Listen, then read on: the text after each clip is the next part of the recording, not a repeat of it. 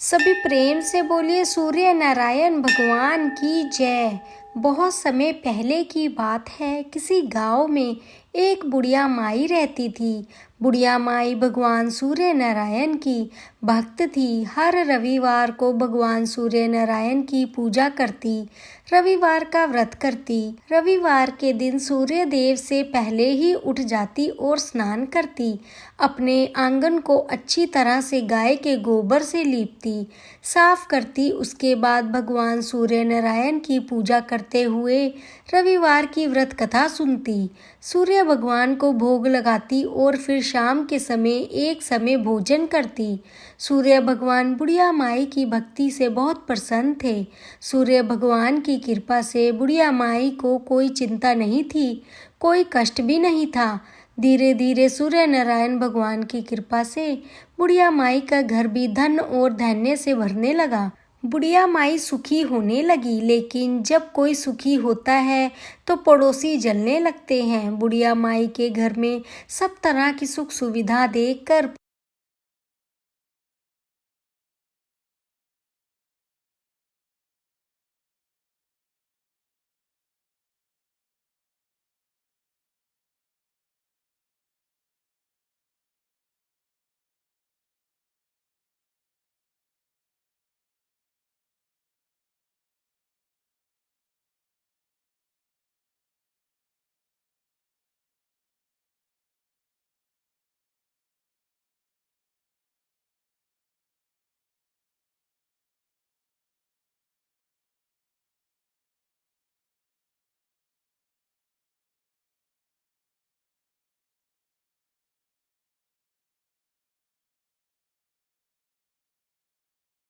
तो देखा वहां पर गाय तो नहीं है।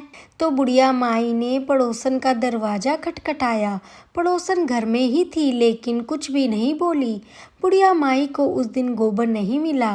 गोबर ना मिलने से बुढ़िया माई आंगन नहीं लीप सकी, और आंगन ना लीप पाने के कारण बुढ़िया माई ने कुछ भी नहीं किया। ना पूजा की, ना सूर्य भगवान को भोग लगाया, और ना ही खुद भोजन किया। ऐसे ही भूखी प्यासी सो गई। सूर्य नारायण भगवान ने बुढ़िया माई को कष्ट में देखा तो सोचने लगे कि मुझे माई के इस कष्ट को दूर करना चाहिए, नहीं तो मेरी पूजा कौन करेगा। बुढ़िया माई के सपने में भगवान सूर्य नारायण आए और कहने लगे, क्या बात है बुढ़िया माई, आज भोजन क्यों नहीं किया, ऐसी भूखी प्यासी क्यों पड़ी हो। तब बुढ़िया माई कहने लगी, हे भगवान, आपको तो पता ही है मेरे रविवार के व्रत का नियम है। गाय का गोबर लाती हूँ, आंगन लीपती हूँ, फिर पूजा करती हूँ। आज मुझे गाय का गोबर नहीं मिला तो मेरा आंगन नहीं लिपा, ना ही मैंने पूजा की। पूजा नहीं की तो भोग भी नहीं लगाया, और भोग लगाए बिना भगवान मैं भोजन कैसे कर लेती, इसलिए भूखी प्यासी पड़ी हूँ। अब सूर्य भगवान बुढ़िया माई से बोले कि बुढ़िया माई, अब तो किसी बात की चिंता मत कर। देख जरा अपने आंगन में, देख तेरी गोरी गाय और गोरा बछड़ा खड़े हैं। अब बुढ़िया माई सुबह उठी तो बुढ़िया माई के आंगन में गोरी गोरी गाय और गोरा गोरा बछड़ा बंधे थे। यह देखकर बुढ़िया माई तो बहुत खुश हो गई। उसने जल्दी से चारा लाया, गाय को खिलाया। उसके बाद बुढ़िया माई अपने घर के काम में लग गई। पड़ोसन ने बुढ़िया माई के आंगन में बंधी हुई सुंदर गाय और बछड़े को देखा तो वह तो जल भुन गई। तभी गाय ने सोने का गोबर कर दिया। सोने का गोबर देखते ही तो पड़ोसन बड़ी हैरान हुई। उसने बुढ़िया माई को कुछ नहीं बताया। देखा कि बुढ़िया माई आसपास कहीं है, नहीं तो उसने सोने का गोबर उठा लिया, उसे अपने घर में ले गई और अपनी गाय का गोबर लाकर गाय के पास रख दिया। सोने के गोबर से पड़ोसन थोड़े ही दिनों में बड़ी धनवान होने लगी, क्योंकि वह रोज सोने का गोबर उठा के ले आती। अब बुढ़िया माई रोज अपनी गाय के गोबर से आंगन लीपती, सूर्य नारायण भगवान की पूजा करती और व्रत करती। इससे बुढ़िया माई भी बड़ी प्रसन्न रहने लगी थी। बुढ़िया माई को सोने के गोबर के बारे में कुछ पता ही नहीं था। वह तो पहले की तरह बस रविवार को भगवान सूर्य नारायण का व्रत करती और कथा सुनती, उधर सूर्य नारायण भगवान ने सोचा कि मैंने बुढ़िया माई को धन दिया, लेकिन बुढ़िया माई को तो लेना ही नहीं आया। उसे पड़ोसन की चालाकी का भी पता नहीं चला। तो सूर्य नारायण भगवान ने अपनी माया फैला दी और तेज आंधी तूफान जला दिया। तेज आंधी तूफान देखकर बुढ़िया माई ने गाय अपने घर के अंदर बांध ली। अब अपने घर के अंदर बांध ली तो गाय ने सोने का गोबर करा। बुढ़िया माई ने सोने का गोबर देखा तो बड़ी हैरान हुई। उस दिन से बुढ़िया माई गाय को अपने घर के अंदर बांधने लगी। सोने के गोबर से बुढ़िया माई भी कुछ ही दिनों में बड़ी धनवान होने लगी। बुढ़िया माई के धनवान होने से पड़ोसन को बहुत बुरा लगा।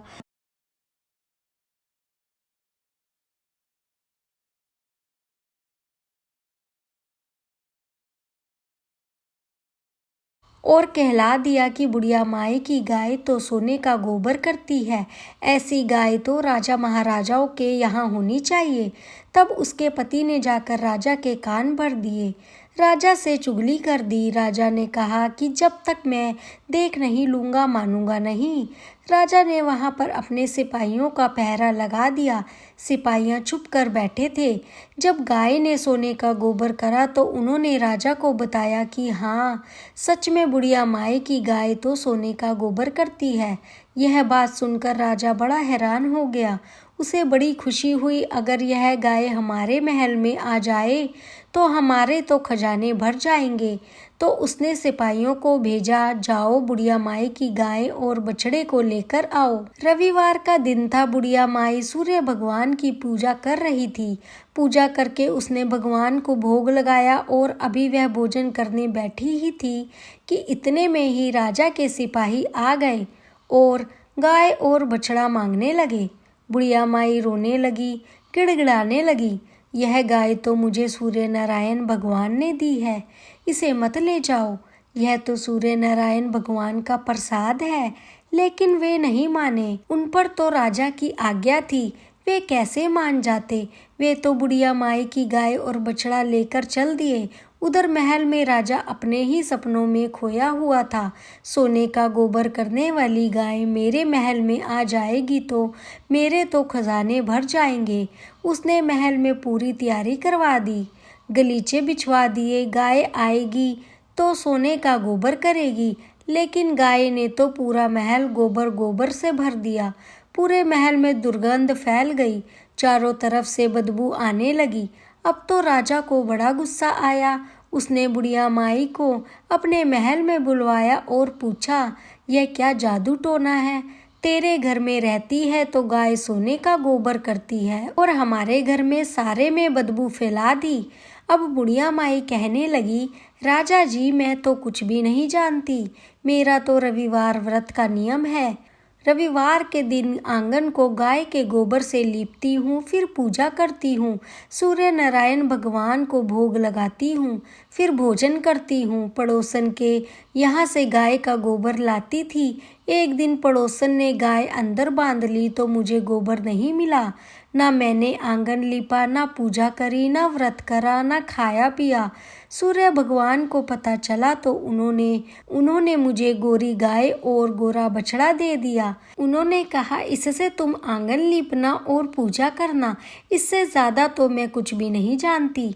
तभी आकाशवाणी होने लगी, हे राजा, बुढ़िया माई की गाय और बछड़ा तुरंत लौटा दो, नहीं तो तुम पर विपत्ति का पहाड़ टूट पड़ेगा, तुम्हारा सारा राज्य नष्ट हो जाएगा। इस आकाशवाणी को सुनकर राजा को बड़ा भय हुआ। उसे बुढ़िया माई की गाय और बछड़ा दोनों लौटा दिए। बहुत सारा धन देकर बुढ़िया माई से अपनी गलती के लिए क्षमा मांगी। राजा ने पड़ोसन और उसके पति को उसकी दुष्टता के लिए बहुत दंड भी दिया और पूरे राज्य में घोषणा करा दी कि सभी स्त्रियां पुरुष रविवार का व्रत किया करें। रविवार के दिन सूर्य नारायण भगवान की पूजा किया करें। रविवार का व्रत और सूर्य नारायण भगवान की पूजा करने से उस राज्य के सभी लोगों के घर धन धान्य से भर गए और राज्य में चारों ओर खुशहाली छा गई। हे सूर्य नारायण भगवान, जैसे आपने बुढ़िया माई पर कृपा की, वैसे ही रविवार का व्रत करने वाले, रविवार की इस कहानी को सुनने वाले और कहने वाले सभी पर अपनी कृपा बनाए रखना और सभी की मनोकामनाएं पूरी करना। तो सभी प्रेम से बोले सूर्य नारायण भगवान की जय। एक ब्राह्मण थे। ब्राह्मण सूर्य भगवान के परम भक्त थे।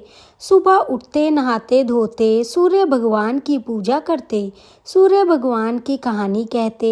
लेकिन ब्राह्मण देवता कमाते कुछ भी नहीं थे, बस घर पर बैठे रहते। घर पर रहते तो ब्राह्मणी बार बार परेशान करती, बार बार कहती कुछ कमाया करो। बाहर जाते तो आस पड़ोसी निकम्मा कहते और उन्हें अपमानित करते। एक दिन परेशान होकर नहा धोकर अपनी पूजा की सामग्री लेकर और जंगल में चले गए। वहां पर एक सूखा पीपल का पेड़ था और पास में सूखी एक तलाई थी। तलाई माने छोटा सा तालाब। वहीं पर बैठकर सूर्य भगवान की पूजा करने लगे। सूर्य भगवान की पूजा की, सूर्य भगवान की कहानी कही और सूर्य भगवान को जल दे दिया। जैसे ही उन्होंने सूर्य भगवान को जल दिया तो उनकी पूजा का जल बहाकर सूखे हुए पीपल में और सूखी हुई तलाई में चला गया। जल के जाते ही जो सूखा पीपल था वह हरा भरा हो गया और जो सूखी तलाई थी वह भी साफ पानी से भर गया। अब उस जल में सूर्य भगवान भी दिखाई देने लगे। सूर्य भगवान ने ब्राह्मण देव से कहा, ब्राह्मण देव, मैं तेरे से प्रसन्न हूँ, तू मांग क्या मांगता है। अब ब्राह्मण ने सुना तो उन्हें सूर्य भगवान को तो देखा नहीं। वह तो घबरा गया, सोचने लगा कि पीपल के पेड़ पर भूत प्रेत रहते हैं, कहीं यह भूत प्रेत की आवाज़ है। ब्राह्मण देवता बहुत डर गए, वापिस आ नहीं सकते थे क्योंकि घर वालों से, अड़ोसी पड़ोसी से परेशान होकर गए थे। डर डर के वहीं रहते रहे। रोज पूजा करते, रोज जल देते, तो रोज सूर्य भगवान पूछते मांग क्या मांगता है। सुनकर और भी चिंता करने लगे, दुर्बल होते रहे। अब ब्राह्मणी ने सोचा बहुत दिन हो गए हैं ब्राह्मण को गए हुए, कुछ अता पता ही नहीं है, घर भी वापस नहीं आए। वह ढूंढने चली, चलती चलती जंगल में पहुंच गई। वहां उसने ब्राह्मण देवता को देखा तो वह सूखे पड़े हैं, बिल्कुल दुबले पतले हो गए। तो वह पूछने लगी, क्या बात है, यहाँ क्यों रहते हो और ऐसा सूख क्यों गए हो। तो ब्राह्मण देव ने सारा हाल बता दिया। तो ब्राह्मणी ने सोचा, फिर बोली कि आपकी पूजा करने के बाद आवाज़ आती है ना, मुझे तो लगता है सूर्य भगवान खुद आते हैं और वही कहते हैं कि कुछ मांग। तो ब्राह्मण ने कहा कि बता मैं क्या मांगूं, ज़्यादा कुछ कहना होगा तो मैं भूल जाऊंगा, कुछ ऐसी चीज़ बता जो कम शब्दों में ज़्यादा सा मिल जाए। तो ब्राह्मणी ने बोला, अच्छा ठीक है, तुम ऐसा कह देना, 9 खांडे के महल के अंदर सोने के पालने में पड़पोते को दास दासियों के द्वारा खिलाते अपनी आंखों से देखूं। इस प्रकार लंबी उम्र, महल, बेटे, पोते पोतड़े, घर दौलत सब मिल जाएगा, क्योंकि धन होगा तभी तो सोने का पालना होगा, दास दासियां होगी, बड़ा महल होगा, स्वस्थ रहोगे, आंखें घुटने ठीक रहेंगे, तभी तो अपने पड़पोतों को सोने के पालने में झूला झुला सकोगे और उसे देख सकोगे। दूसरे दिन ब्राह्मण देवता ने सुबह नहा धोकर सूर्य भगवान की पूजा करी, कथा करी, कहानी करी और सूर्य भगवान को जल दिया। अब जैसे ही ब्राह्मण ने पूजा पाठ समाप्त की, ऐसे ही आवाज आई, ब्राह्मण देव कुछ मांग। जब जैसे ब्राह्मणी ने कहा था, ब्राह्मण ने तो सूर्य भगवान से वैसा सारा कह दिया। अब सूर्य भगवान कहने लगे कि देखने में भोला भाला लगता है, पर एक ही बार में सब कुछ मांग लिया, लेकिन फिर भी बोले मैं तेरे पे प्रसन्न हूँ, जा तेरी सारी इच्छा पूरी होगी। अब ब्राह्मण देवता ने सोचा कि सूर्य भगवान ने वरदान दिया है, घर चल के तो देखूं। अब ब्राह्मण देव जंगल से घर आ गए तो देखा तो टूटी हुई झोपड़ी की जगह पर नौखंडा महल खड़ा है, दास दासियां अंदर बाहर आ जा रहे हैं। अब ब्राह्मण देवता तो सोच में पड़ गए, यह तो मेरी झोपड़ी थी, कहाँ गई। अब वो सोचने लगे कहीं मैं गलत रास्ते तो नहीं आ गया। अभी सोच ही रहे थे कि महल की खिड़की से एक सुंदर औरत खूब सुंदर कपड़ों से, खूब सुंदर गहनों से सजी हुई देख रही थी। तो वह निकल के बाहर आई और कहने लगी, अंदर आ जाओ, अपना ही घर है। सूर्य भगवान ने तुम्हारी मनोकामना पूरी कर दी। अब ब्राह्मण देखे यह कौन, थोड़ी देर में देखा, पहचान के बोले, अरे यह तो मेरी ब्राह्मणी है। तो ब्राह्मण कहने लगा, यह इतना सारा धन कहाँ से आया? तो ब्राह्मणी बोली, सूर्य भगवान से मांगा था, उन्होंने ही तुम्हारी मनोकामना पूरी की है। अब ब्राह्मण कहने लगा, इतने सारे धन का हम क्या करेंगे? ब्राह्मणी बोली, कैसी बात कर रहे हो? धन से क्या नहीं कर सकते? दान पुण्य कर सकते हैं, यज्ञ होम कर सकते हैं, गरीबों की सहायता कर सकते हैं। खूब दान पुण्य करेंगे जिससे हमारा यह लोक और परलोक दोनों सुधर जाएं। अब ब्राह्मण ने ब्राह्मणी के कहे अनुसार वैसा ही कर दिया। अब सब राजा की जगह पर ब्राह्मण का गुणगान करने लगे, क्योंकि ब्राह्मण तो सबकी मदद करता था। जो कोई भी उसके दरवाजे पे आ जाता उसे खाली नहीं जाने देता। जो कोई भी उसके पास सहायता मांगने आ जाता उसकी सहायता करता। जो गरीब लोग थे उसकी लड़कियों के विवाह करा देता। तो उसका खूब गुणगान होने लगा। अब राजा ने जब सुना तो सोचने लगा, ऐसा कौन सा ब्राह्मण है जिसकी पूछ मेरे से भी ज़्यादा हो रही है। उसने ब्राह्मण को अपने महल में बुलवा लिया। जब ब्राह्मण राजा के महल में गया तो राजा ने उसे पहचान लिया। कहने लगा, कल तक तो आप भूखे मर रहे थे, आप तो कुछ कमाते खाते भी नहीं थे। आज इतना धन आपके पास कहाँ से आ गया है? कौन सी चोरी कर ली है? कहाँ डाका डाल लिया? तो ब्राह्मण कहने लगा, ना राजा जी, मैंने कोई चोरी ना की।